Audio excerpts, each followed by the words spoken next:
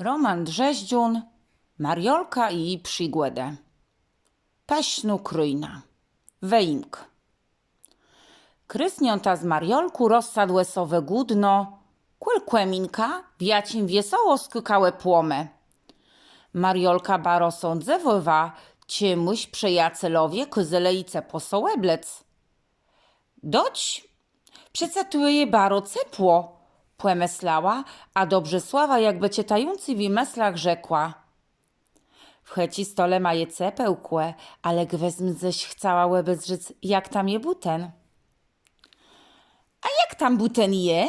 Zywcionkłe wecugało się ja w strona łekna, ale nic nie mogło dozrzec, bo no było za wysok.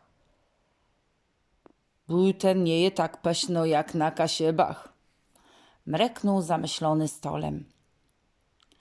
Pamiętumne snuzi zymci, peśny słońcowi lata, złoty jesenie, a łeb zeme nie było tak zemno jak tu. Bez ten zyp jemum w cyk śnepa. Stolem wecugnął wielgi róg, nasypał so na rąka fest pris tobaci, a zaził. Negwes łenamu płemegała, ni leno na śnepę, by ju wieselni zacił wspominac. Jeźdzy sy łysmiwum są ciej so przebycia, jak me tam dobrze miele. Ne młedry jezora, ne zelony las, ne bestry stredzi, ne widzał i grzepę. Ha, ha!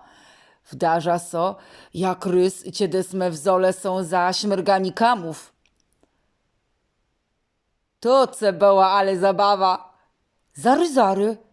Sunę kametami widzec?